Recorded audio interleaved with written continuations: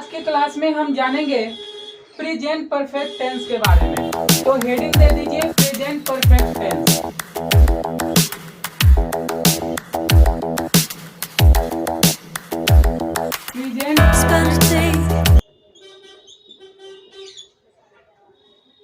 Present perfect tense किसको कहता है? यानी कि प्रेजेंट परफेक्ट टेंस वैसा टेंस जिसके क्रिया के अंत में चुका है, चुकी है, चुके हैं अथवा या है, ई है, ये है लगा हुआ रहे तो उसे प्रेजेंट परफेक्ट टेंस का भाग कहते हैं। तो प्रेजेंट परफेक्ट टेंस कहने का मतलब है, प्रेजेंट परफेक्ट टेंस होता है यानी कि वैसा टेंस जिसके क्रिया के अंत में चुका है, चुकी है, चुके हैं अथवा या है, ई है, ये है लगा हुआ रहे तो उसे प्रेजेंट परफेक्ट टेंस का भाग कहते हैं। तो प्रेजेंट परफेक्ट टेंस से हमें यह पता चलता है कि कोई कार्य अभी अभी समाप्त हुआ है, मतलब कोई कार्य अभी अभी समाप्त हुआ है तो उसे प्रेजेंट परफेक्ट टेंस कहते हैं। जैसे हम कहेंगे कि मोहन खा चुका है, तो मोहन खा चुका है, देखिए मोहन जो है खा चुका है, तो मोहन खाने का काम अभी अभी समाप्त किया है, तो मोहन खा चुका है। तो मोहन, इसका स्ट्रक्चर हम लोग जानेंगे, सब्जेक्ट प्लस हैज या हैव प्लस V3। तो सब्जेक्ट प्लस हैज या हैव प्लस V3, तो ये मेरा प्रेजेंट परफेक्ट टेंस का भाग है। तो मोहन खा चुका है, तो मोहन खाने का काम अभी अभी समाप्त हुआ है मोहन का, तो ये हमारा प्रेजेंट परफेक्ट टेंस है। तो हम लोग लिख लीजिए, नोट दे के लिखिए, प्रेजेंट परफेक्ट टेंस है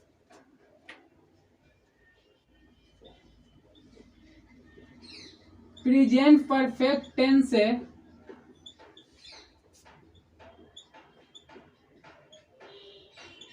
यह पता चलता है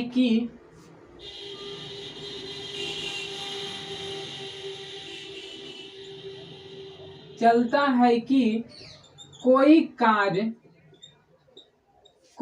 कार्य अभी अभी समाप्त हुआ है, कोई कार्य है अभी अभी समाप्त हुआ है। तो देखिए प्रेजेंट परफेक्ट टेंस का अब हम पहचान जानेंगे। तो पहचान जानेंगे, वैसा हिंदी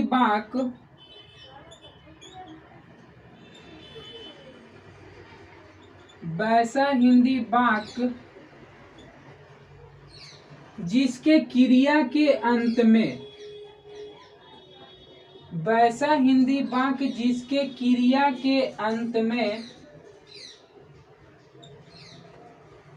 में चुका है, चुकी है, चुके हैं अथवा या है,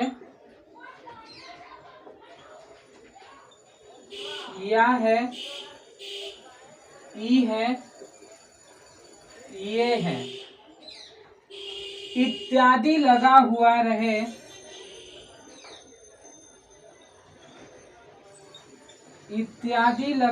रहे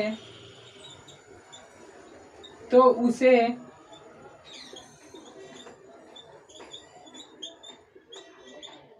प्रेजेंट परफेक्ट टेंस का भाग कहते हैं।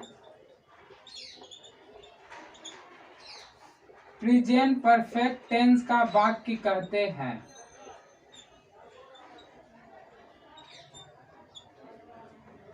तो प्रेजेंट परफेक्ट टेंस से पता चलता है कि यदि कोई कार्य अभी अभी समाप्त हुआ है तो इसका पहचान हम लोग चुका है, चुकी है, चुके हैं अथवा या है, ई है, ये है इत्यादि लगा हुआ रहे तो उसे प्रेजेंट परफेक्ट टेंस का भाग कहते हैं। अब हम लोग जानेंगे कि present perfect tense present perfect tense 3 तरह से शुरू होता है। प्रेजेंट परफेक्ट टेंस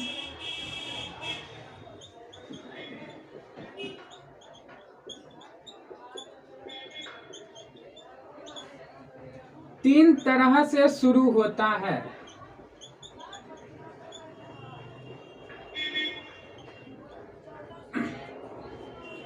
तीन तरह से शुरू होता है। देखिए कौन कौन है। एक हमारा अफर्मेटिव सेंटेंस है, और सेकेंड निगेटिव सेंटेंस, और थर्ड हमारा इंट्रोगेटिव सेंटेंस। अफर्मेटिव सेंटेंस कहने का मतलब होता है कि सकारात्मक वाक्य, और निगेटिव सेंटेंस नकारात्मक वाक्य, इंट्रोगेटिव सेंटेंस प्रश्नवाचक वाक्य। तो हम लोग फर्स्ट में लिखेंगे अफर्मेटिव सेंटेंस।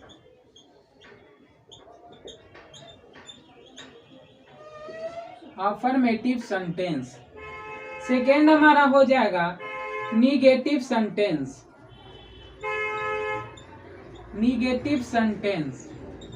और थर्ड हमारा हो जाएगा interrogative sentence. Interrogative sentence.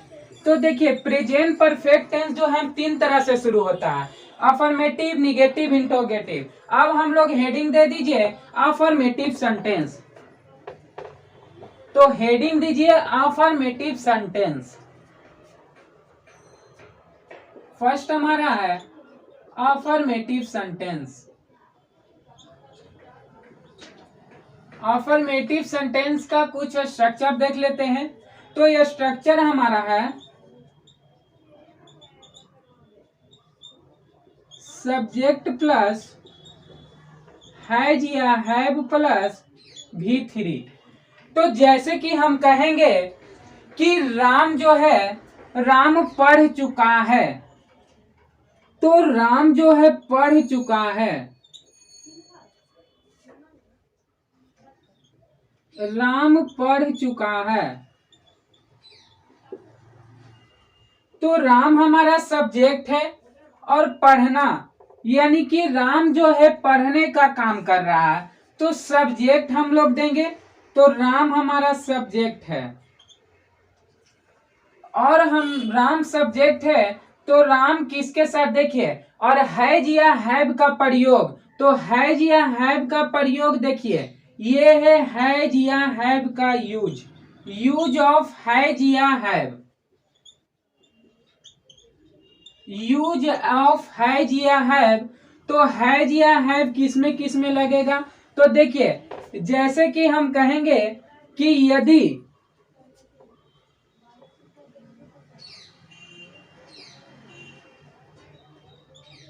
he she it name के साथ हैज, यानी कि सिंगुलर सब्जेक्ट जब हो तो उसके साथ हैज का यूज करेंगे, और प्लूरल के साथ हैव का प्रयोग करेंगे। तो देखिए जैसे हम कहेंगे कि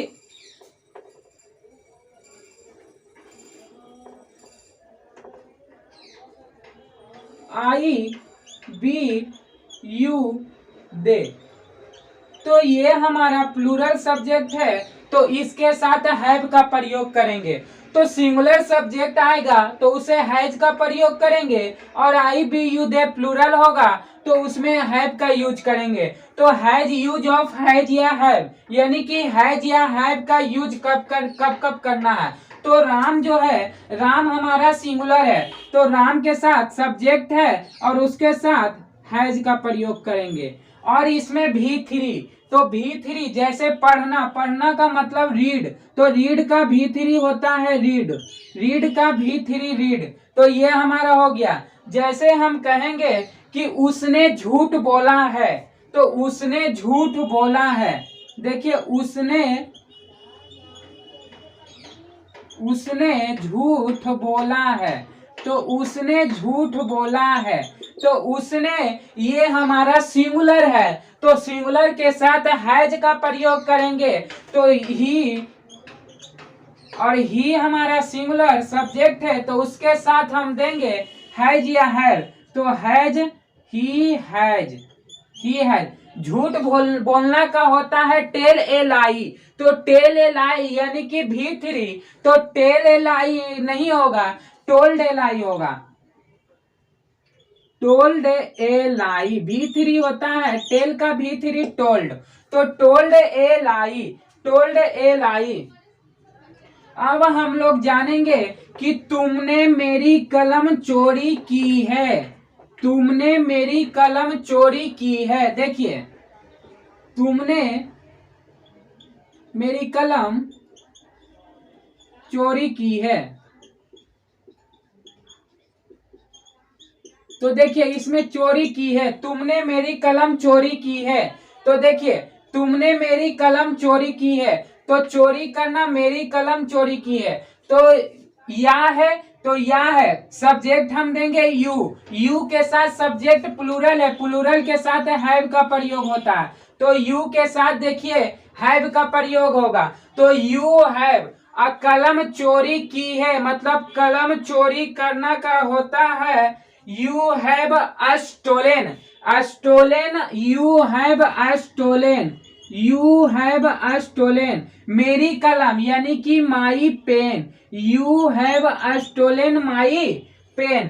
तुमने मेरी कलम चोरी की है, you have a stolen my pen. अब हम लोग देखेंगे अगले निगेटिव सेंटेंस। तो निगेटिव सेंटेंस हम लोग देखेंगे, निगेटिव सेंटेंस क्या है। तो देखिए, ये हमारा निगेटिव सेंटेंस, तो हेडिंग दीजिए निगेटिव सेंटेंस।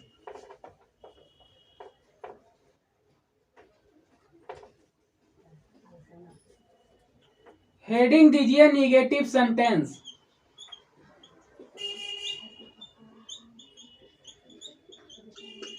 निगेटिव सेंटेंस का मतलब होता है नकारात्मक वाक्य। तो नकारात्मक वाक्य, ये हमारा निगेटिव सेंटेंस का कुछ स्ट्रक्चर देख लेते हैं। तो स्ट्रक्चर हमारा है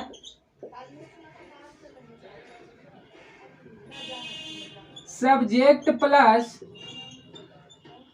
हैज या have plus not plus V3। तो सब्जेक्ट प्लस हैज या have plus not plus V3, ये हमारा निगेटिव सेंटेंस है। तो निगेटिव सेंटेंस का कुछ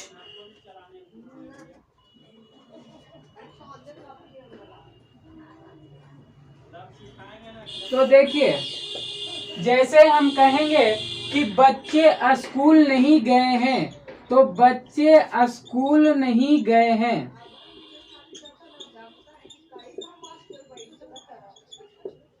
तो बच्चे यानी कि बच्चा एक से अधिक है, तो एक से अधिक यानी कि प्लूरल है, तो प्लूरल कहने का मतलब होगा दी चिल्ड्रेन। तो दी चिल्ड्रेन एक से अधिक प्लूरल हो गया। तो दी चिल्ड्रेन प्लूरल के साथ क्या लगाएंगे, हैव लगाएंगे। तो प्लूरल के साथ हैव का प्रयोग होता है, उसके बाद नॉट का प्रयोग करेंगे। तो not, the children have not. तो जाना यानी कि जाना का होता है गो, गो का वर्ब का थर्ड फॉर्म, गो बेंट गॉन, यानी कि थर्ड फॉर्म हमारा हो जाएगा गॉन। गॉन फिर कहाँ है, स्कूल। तो the children have not gone to school, यानी कि बच्चे स्कूल नहीं गए हैं। The children have not gone to school.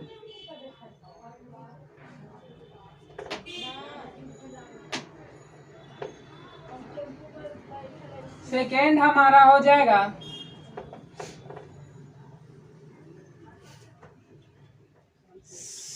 शिक्षक नहीं आए हैं।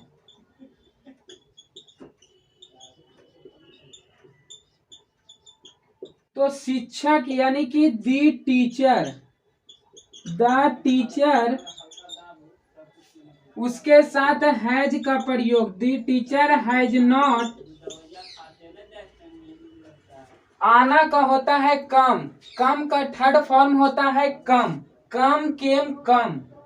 The teacher has not come, शिक्षक नहीं आए हैं।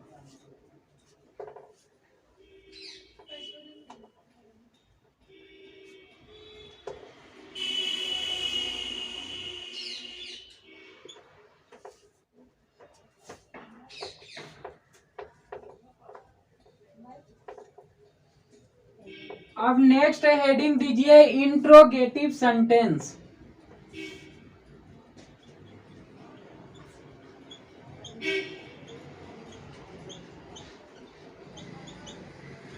Next heading interrogative sentence. Interrogative sentence हमारा दो तरह से शुरू होता है, यानी कि यदि प्रश्नवाचक वाक्य जो हमारा है क्या से शुरू हो, क्या से शुरू हो,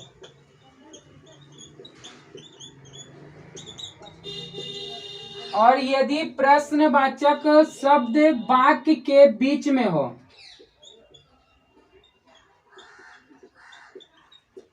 वाक्य के बीच में हो कहने का मतलब यदि प्रश्नवाचक शब्द वाक्य के बीच में कब, क्यों, कैसे, कहाँ, क्या आएगा तो उसका अंग्रेजी सबसे पहले लिखेंगे। जैसे हम कहेंगे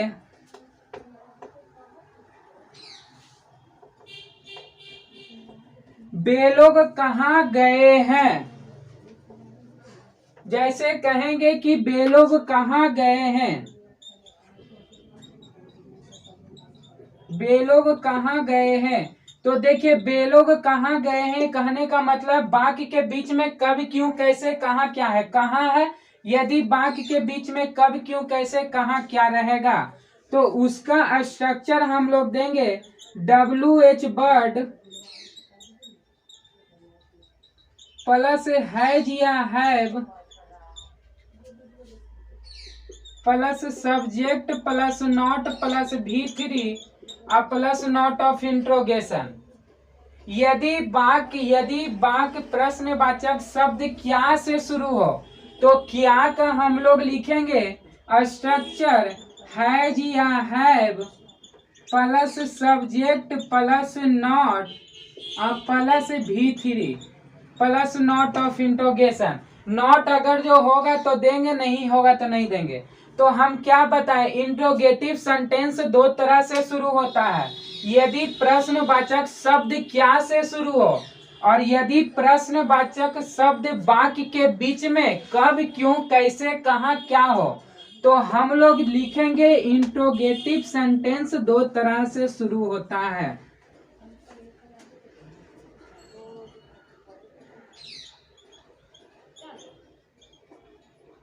इंट्रोगेटिव सेंटेंस दो तरह से शुरू होता है।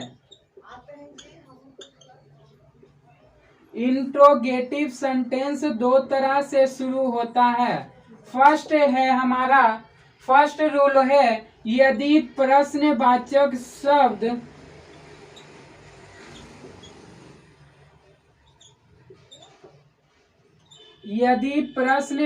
शब्द क्या से शुरू हो तो क्या से शुरू हो तो उसका स्ट्रक्चर होता है हैज या have plus subject plus not plus V3 plus not of interrogation. और यदि प्रश्नवाचक शब्द वाक्य के बीच में हो, यदि प्रश्नवाचक शब्द वाक्य के बीच में हो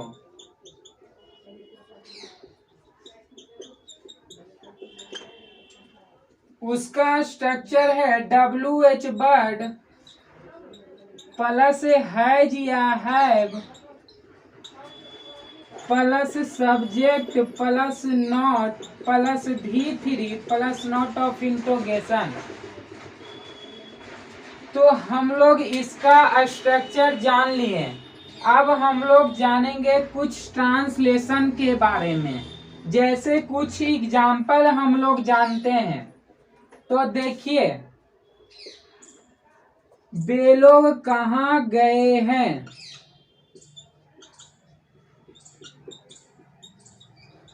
तो वे लोग कहने का मतलब प्लूरल। तो देखिए कब, क्यों, कैसे, कहाँ, क्या रहेगा तो उसका अंग्रेजी सबसे पहले कहाँ का होता है वेयर, उसके बाद हम देंगे बे लोग गए हैं, तो बे लोग बीच में जगह छोड़ देंगे। बे लोग का मतलब दे, बीच में है प्लूरल है, भेयर हैव दे। जाना का होता है गो, तो गो का थर्ड फॉर्म होता है गोन। तो वेयर हैव दे गॉन, वे लोग कहाँ गए हैं, वेयर हैव दे गॉन। जैसे सेकेंड है कि क्या तुमने राम को पीटा है, क्या तुमने राम को पीटा है, क्या तुमने राम को पीटा है। तो देखिए तुमने यानी कि यू, तो क्या से शुरू है तो उसका नीचे जगह छोड़ देंगे। तो तुमने राम को पीटा है, तो यू, और यू के साथ प्लूरल है, यू के साथ हैव, तो हैव आगे में आएगा। हैव यू राम को पीटा है, तो हैव यू, बीट मतलब पीटना, बीट का थर्ड फॉर्म में beaten, beaten Ram. Have you beaten Ram, क्या तुमने राम को पीटा है।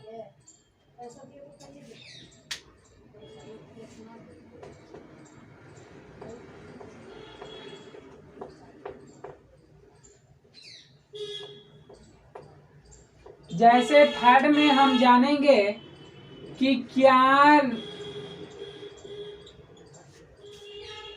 राम वहां गया है, तो गया है या है प्रेजेंट परफेक्ट टेंस, तो राम के साथ हैज उसके साथ राम। जाना का होता है गो, गो का थर्ड फॉर्म गोन, तो गोन। वहां गया यानी कि हैज राम गोन देयर, क्या राम वहां गया है। तो आज के क्लास में आप लोग को बताएं प्रेजेंट परफेक्ट टेंस के बारे में। प्रेजेंट परफेक्ट टेंस बताएं, तीन तरह से शुरू होता है, affirmative, negative, interrogative. Affirmative sentence का स्ट्रक्चर बताएं, सब्जेक्ट प्लस हैज या हैव प्लस V3। फिर negative sentence, subject plus has या have plus not plus V3। Interrogative sentence बताएं, दो तरह से शुरू होता है, यदि प्रश्नवाचक शब्द क्या से शुरू हो तो उसका स्ट्रक्चर होता है हैज या have plus subject plus not plus V3 plus not of interrogation. यदि प्रश्नवाचक शब्द वाक्य के बीच में हो तो उसका structure WH word plus has या have plus subject plus not plus V3 plus not of interrogation. तो आज के क्लास में प्रेजेंट परफेक्ट टेंस बता दिए, और नेक्स्ट क्लास में आप लोग को बताएंगे प्रेजेंट परफेक्ट कंटिन्यूअस टेंस के बारे में। तब तक के लिए जय हिंद, जय भारत।